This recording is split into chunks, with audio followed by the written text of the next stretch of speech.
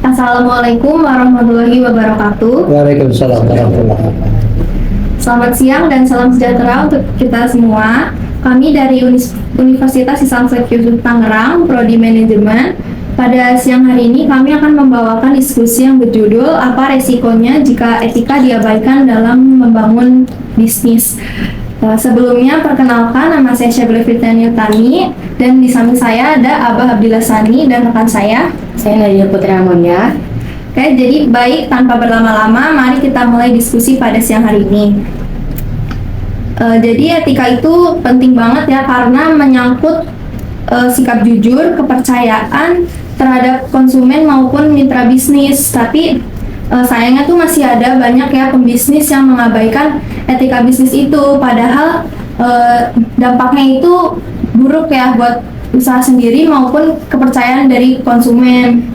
Oke, baik Abah, saya ingin bertanya, apa sih Mbak yang dimaksud dengan etika bisnis itu?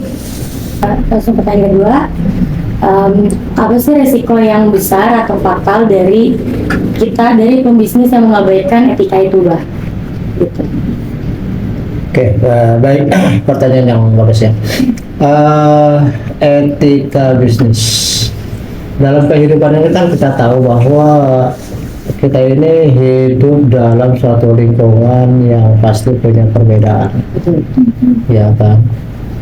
Perbedaan macam-macam, ada perbedaan suku, ada perbedaan agama, ada perbedaan apalagi kebiasaan-kebiasaan, itu kan masing-masing beda. Saya dari mana asalnya? Kota Bumi. Kota Bumi, di Tangerang. Iya, kabupaten. Ya. Di Bayu, ada. Tempat tinggal terakhirnya nih. Sama-sama Tangerang ya, Pak? Sama-sama Tangerang. Kurang lebih sama. Iya. Ya. Kalau saya kan dari Jakarta. Antara kita bertiga kemungkinan akan ada perbedaan-perbedaan di dalam norma kehidupan bersama. Ya, kita ketahui bahwa dalam kehidupan bersama itu ada peraturan-peraturan atau yang kita kenal dengan nama norma. Yang pertama itu ada norma sopan santun. Norma sopan santun inilah yang dalam wujudnya, dalam perilaku orang itu sering disamakan dengan istilah etika. Jadi ada perilaku yang disebut etis dan ada perilaku yang disebut tidak etis. Itu tolak ukurnya adalah sopan santun yang menyangkut masalah pantas atau tidak pantas, layak atau tidak layak, patut atau tidak patut suatu perilaku dikerjakan oleh seseorang ketika dia tengah bergaul dengan orang-orang lain. Gitu. Di dalam norma etika, di dalam norma sopan santun ini mungkin tidak ada sanksi, ya, tidak ada sanksi secara hukum. Artinya orang yang tidak sopan itu tidak akan dipenjara, apalagi dihukum gantung lain, ya kan? Tapi cuma mendapat sanksi sosial, misalnya jadi gunjingan teman, dijauhi dari pergaulan, dikucil gitu kan, atau mendapatkan perilaku lain dari teman-temannya, sinis atau apalah gitu ya. Itu etika. Yang kedua itu adalah norma agama.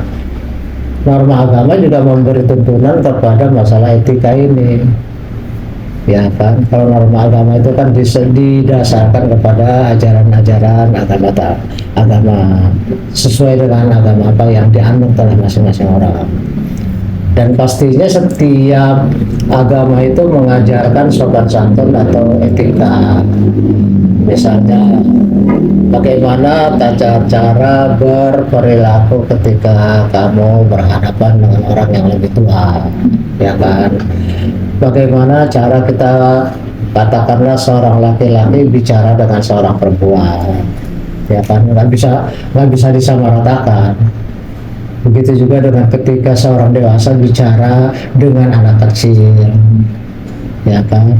Itu semua ada aturan-aturan yang diterapkan oleh masyarakat.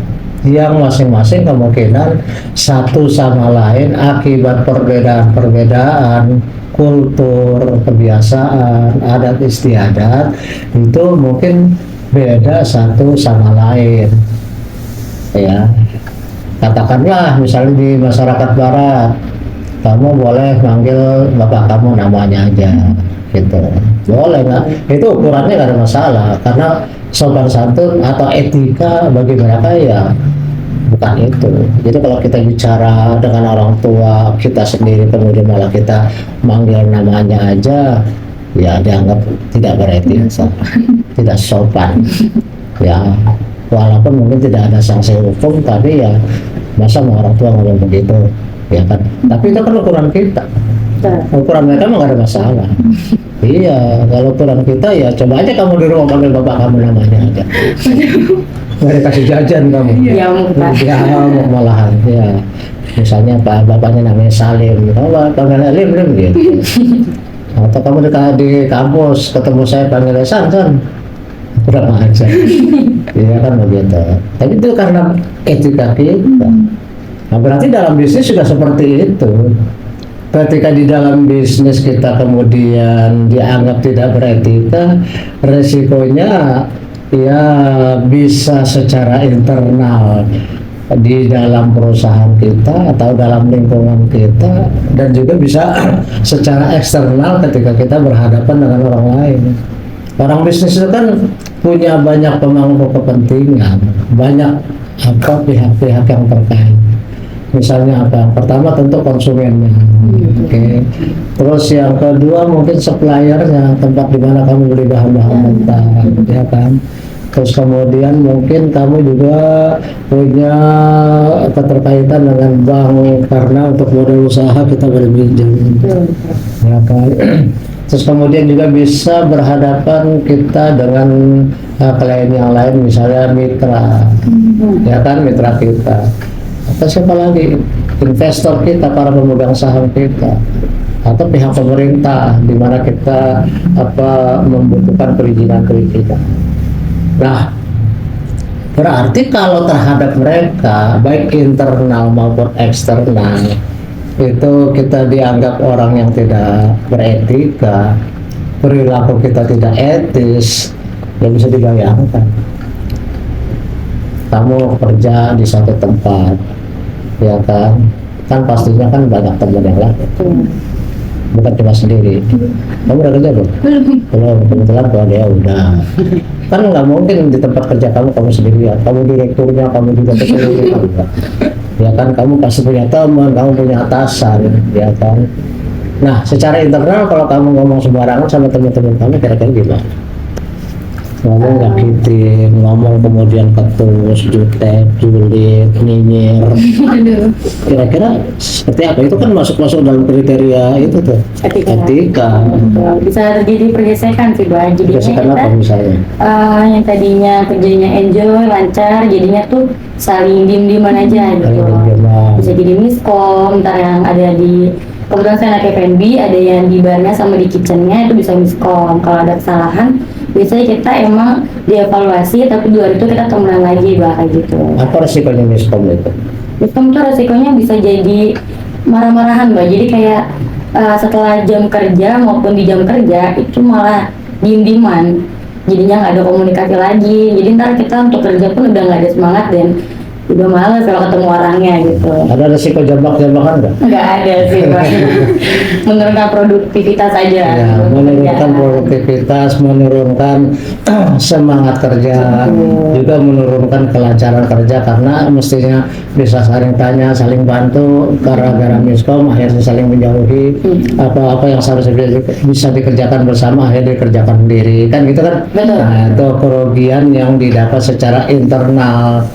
Ya, apalagi kalau misalnya secara internalnya kamu miskom dengan atasan kamu, bisa-bisa kamu nggak dikasih tugas, bisa-bisa penilaian kamu jadi jelek, bisa-bisa juga nanti akhirnya dia bisa membuat suatu rekomendasi kepada atasannya lagi supaya dia dikeluarin aja. Ya, betul. Ya kan, ini orang nggak bisa kerja sama nih, omongannya nggak enak, etikanya juga buruk, ya kan, apalagi andai kata dibarengi pula dengan dia melihat bahwa etika kamu berhadapan dengan end user alias customer kamu nggak menyenangkan, di dalam penilaian dia itu buruk, ya otomatis kan kamu jadi komitmen nggak bagus. Iya, betul. Ya kan, ada ini ketika berhadapan dengan customer seperti itu, ngomongnya jutek, kelihatannya males-malesan, nggak mau ngelayani dan sebagainya.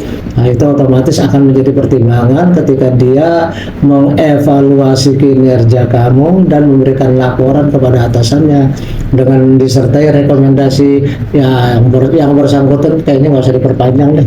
Betul. Ya kan, karena apa? Karena merugikan perusahaan. Nah, itu internal tuh.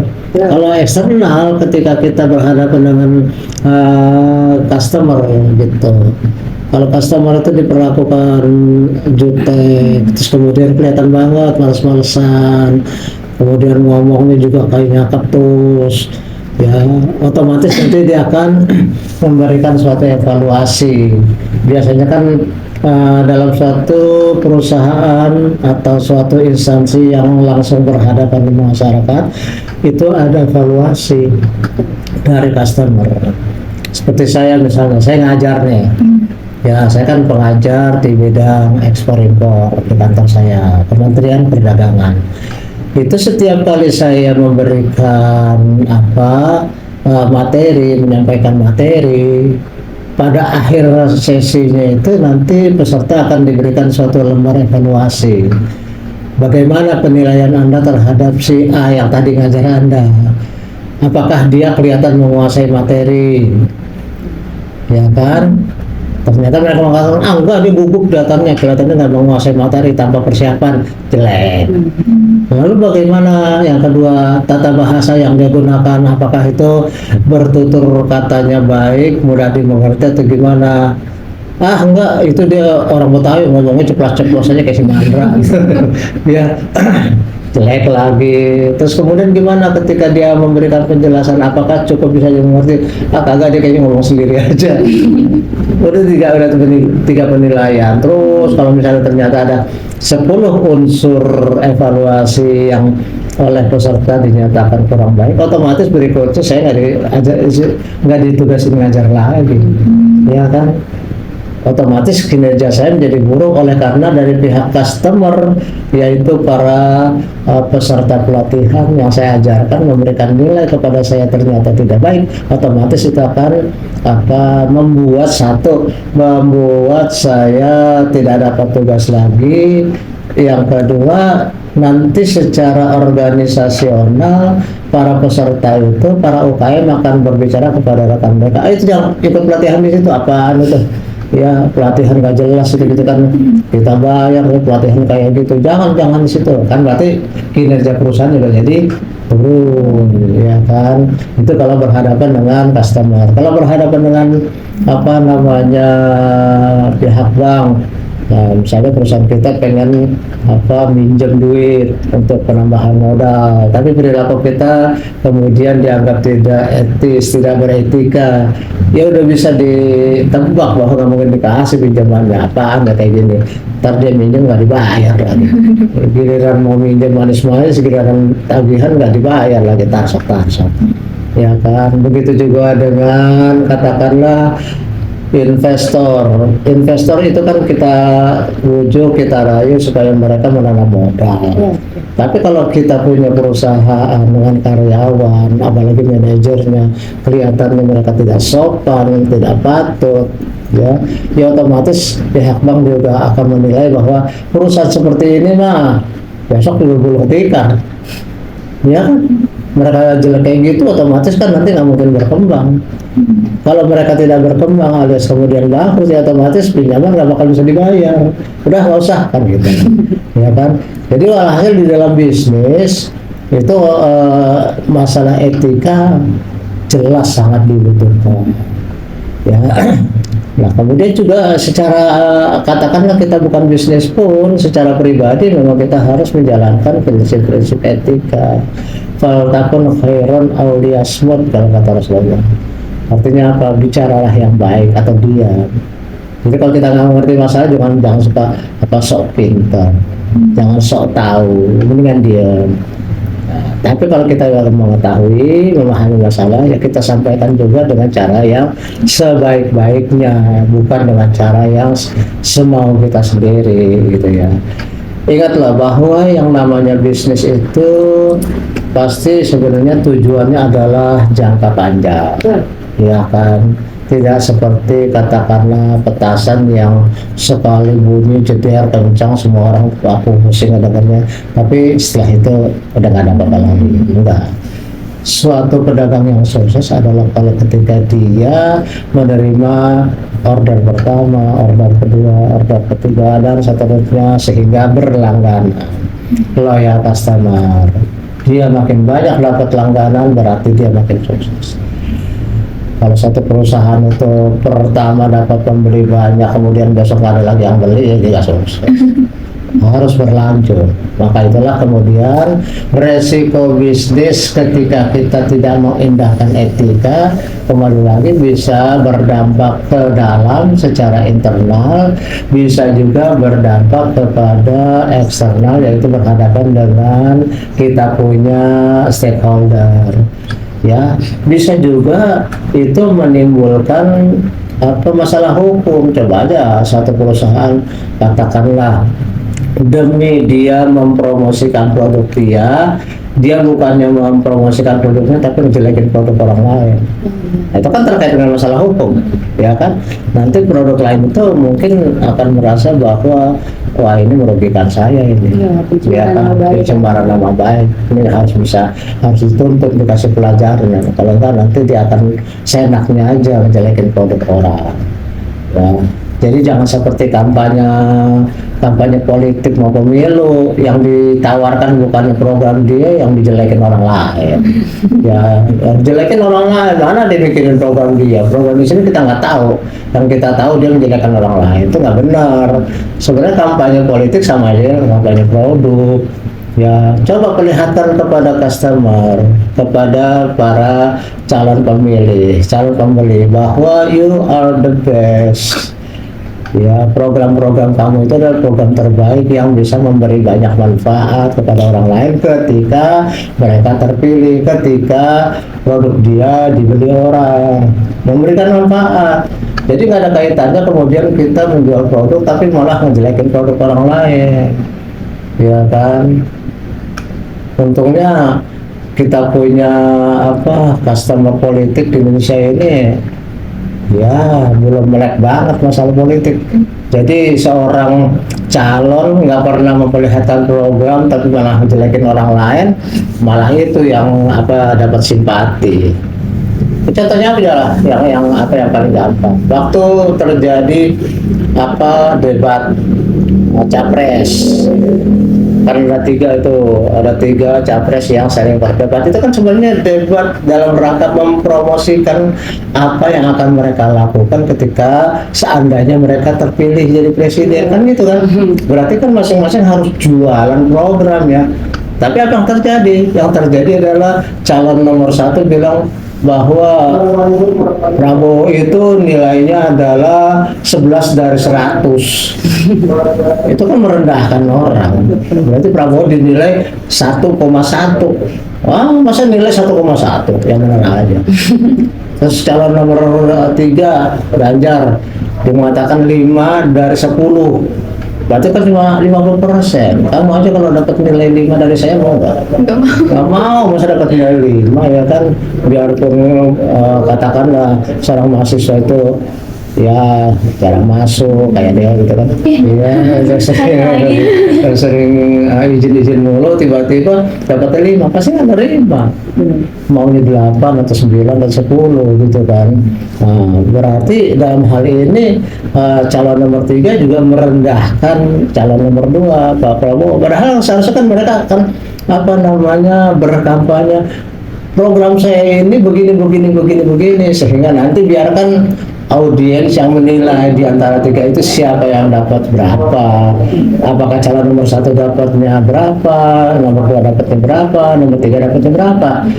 Kemudian jatuhlah penilaian final. Penilaian finalnya adalah bahwa nomor 2 dapat 5,8, gitu kan, atau 58%. Calon nomor 1 dapatnya 2,4, 24%. Calon nomor 3 dapat 1,6. Jadi customer yang memberikan penilaian, bukan kita, gitu loh. Jadi kalau kita terapkan dalam bisnis juga begitu, biarkan customer yang menilai. Tapi kita menjual produk kita, bukan kita menyerang orang lain. Ya kan, misalnya kamu jualan, katakanlah jualan combro, misalnya yang gampang-gampang aja combro, bisa kan bikin combro? Gimana jualan bikin aja nggak bisa. Tapi tahu kan combro? Tahu. Dewa juga bikin combro juga. Tahu nggak combro? Enggak tahu combro. Nggak tahu. Tahunya apa ngomong? Spaghetti. Combro apa? Combro. Aduh, jelasin apa itu combro? Gorengan. Gorengan yang isinya apa? Kayak pedes gitu, tapi saya nggak tahu apa itu. Yang gorengan isinya oncom pakai cabai gitu kan. Lalu kamu bukannya memberikan penjelasan kepada customer, kepada konsumen bahwa combro saya ini pertama dibuat dari bahan-bahan prima, singkongnya aja singkong yang paling bagus, oncomnya paling bagus, komposisinya semuanya itu di atas sedemikian hingga, dan minyaknya pun bukan minyak curah tapi minyak yang begini-begini. Itu yang harus kamu jelaskan. Tapi apa yang kamu kerjakan? Bukan itu yang kamu sampaikan. Kamu mengatakan sini, oh itu apa namanya, dia punya combro dibikin dari minyak jelantah. Minyak jelantahnya aja dikumpulkan dari para tukang minyak goreng, nggak diambilin gitu loh. Terus kemudian singkongnya singkong busuk, itu pun udah ngambil dari punya kebun orang kan. Itu kan Jelek haram ya. udah jelek haram lagi. Ya makanya, ya otomatis kan nanti konsumen akan melihat sebenarnya yang benar siapa sih. Ternyata begitu dia coba, oh ternyata malah enakan si ini, enakan coba si Deo. Oh ini berarti tukang fitnah. Nah ya kan, berarti dalam masalah etika bukan hanya menjelekkan bisnis sendiri, tapi juga beresiko hukum. Sama dengan tadi itu masalah kampanye politik, beresiko hukum. Kalau misalnya yang nomor 2 kemudian menuntut nomor 1, nomor 3 karena nggak senang, merasa dikerdilkan, merasa diejek, merasa dijelekan, dia berhak untuk menuntut. Cuma dalam hal ini kan kemudian ternyata di dalam pemilu konsumen yang menentukan yang menang siapa. Jadi antara persaingan Sabila dengan Deo menyajikan suatu produk yang sama dengan gaya promosi yang berbeda. Yang satu etis, yang satu tidak etis, yang satu sopan, yang satu menyerang, ya dan sebagainya. Biarkan konsumen yang akan menilai, sehingga nanti akan ketahuan yang banyak dagangannya laku siapa. Apakah dagangannya yang tadi jelek-jelekin, atau dagangan yang tadinya dijelek-jelekan. Sama ya, yang menjelek-jelekan dengan yang dijelek-jelekan. Biarkan konsumen gitu. Artinya kembali lagi bahwa di dalam bisnis yang penting adalah kita memberikan penjelasan dengan jujur, ya kan. Terus kemudian memberikan dengan cara yang sopan, membangun relationship yang bagus, membangun jejaring yang kuat, gitu kan. Karena apa? Antara sesama pedagang kan bisa terjadi suatu kolaborasi. Ya misalnya ternyata Deo punya diborong dagangannya banyak gitu ya, tapi dia nggak sanggup menjalankan sendiri, maka dia akan ngomong sama kamu, saya dapat order gede ini nggak bisa sendiri, yang kamu bantu ya saya subkontrak kepada kamu. Kan nanti kan kamu dikasih order juga. Coba kalau kamu nyerang dia, nanti nggak mau dia nanti ngasih order. Ngapain dia nyerang dulu gitu kan ya. Nah berarti dari sini kita bisa menarik kesimpulan bagaimana suatu etika harus diterapkan di dalam rangka bisnis. Jelas ya? Jelas. Oke, silakan tutup. Terima kasih Abah. Baik, cukup sekian dari diskusi yang kami sampaikan. Terima kasih telah menyimak diskusi mengenai resiko jika etika diabaikan dalam membangun bisnis. Semoga bermanfaat untuk wawasan kita semua. Wassalamualaikum warahmatullahi wabarakatuh. Waalaikumsalam warahmatullahi wabarakatuh.